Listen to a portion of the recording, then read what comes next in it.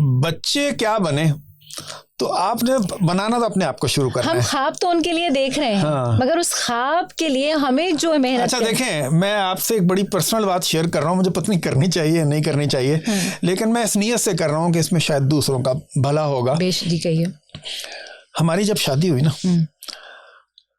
तो मैंने अपनी एहलिया से एक बात की और मैंने कहा कि देखो हम इंसान हैं, हमें किसी बात पे गुस्सा भी आएगा, कोई बात नापसंद भी होगी, किसी बात पे मूड ऑफ भी होगा, और हम इन सारी कैफियतों से गुजरेंगे। हम ये नहीं कह सकते कि हम नहीं गुजरेंगे, हम जितना भी चाहें, लेकिन हमें एक दूसरे से एक वादा करना है कि हम इन सारी कैफियतों में अपने इजहार में मुहज़्ज़ब रहेंगे।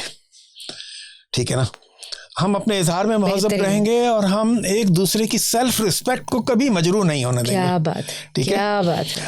और देखें, ये बात हम सिर्फ ये नहीं कर रहे थे कि हमारे मरासम अच्छे रहें, बल्कि मैं एक आने वाली नस्ल के लिए एक अच्छा घर देखना चाहता हूँ, एग्जाम्पल ऐसा हो।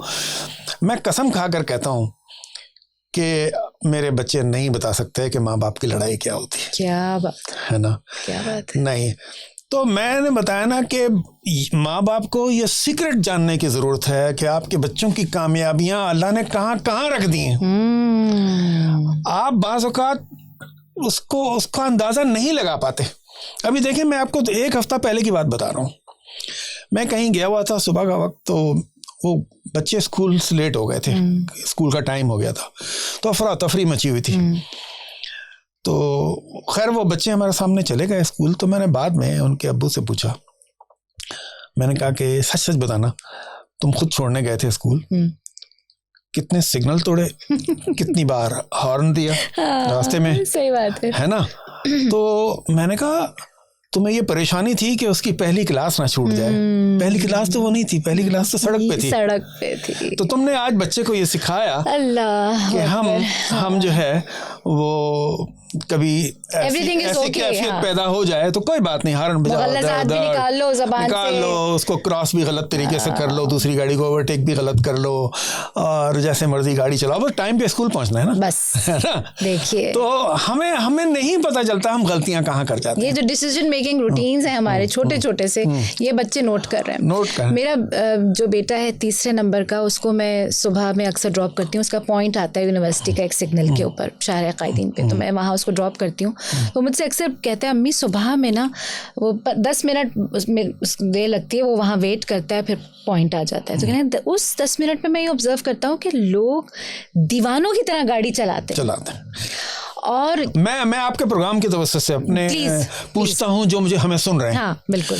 कितने पेरेंट्स हैं जिनके बच्चे ड्राइवर उनको लेके जाते हैं स्कूल, और उनकी तरफ से सख्ती से हिदायत है या ये ब्रीफिंग दी गई है कि देखो जब तुम बच्चों को लेकर जाओ तो हॉर्न ना बजाना, तुम इस तरीके से गाड़ी गलत नहीं चलाना, तुम ओवरटेक गलत नहीं करना, गलत पार्क नहीं करना, क्योंकि मेरे बच्चे इसमें सीख रहे होंगे। एक पेरेंट उठ के बता दें कि उसने की, नहीं मिलेंगे, क्योंकि हमारा एक माइंडसेट बना हुआ है। कुछ नसीहतें, कुछ बातें हम अच्छी करते हैं, कई जगहों पे हम आंखें बंद किए रहते हैं, हम नहीं कर पाते। थोड़ा सेंसिटिव होने की ज़रूरत है, बिल्कुल थोड़ा सेंसिटिव होने की ज़रूरत है। और मैंने जो बात अभी थोड़ी देर पहले छेड़ी थी आपसे कि मेरी मिसेस ने भी इस मामले में बहुत ज़्यादा तावन किया। हमें अभी रेडियो पे बुलाया गया, एक प्रोग्राम था कि उसका उन्वान टाइटल तो मुझे याद नहीं रहा, कि आइडियल मियाँ बीवी। अच्छा। तो मैंने उसमें बात यहाँ से शुरू की कि अगर आप समझ रहे हैं कि कोई हम फिल्मी हीरो और हीरोइन की तरह का कोई जोड़ा है, ऐसा नहीं है। हम आप नॉर्मल आम लोगों की तरह का एक हैं। हमने सिर्फ एक ही बात का ख्याल रखा है कि हम रिस्पेक्ट को फ़रोग़ दें, और रिस्पेक्ट सिर्फ एक दूसरे की नहीं होती, बच्चों की भी रिस्पेक्ट होती है।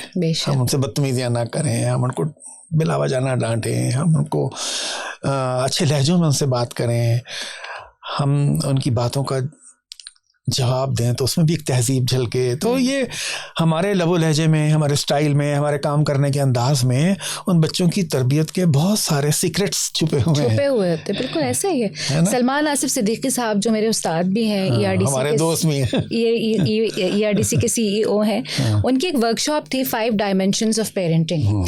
उसमें सबसे पहली जो डायमेंशन थी वो थी सेल्फ।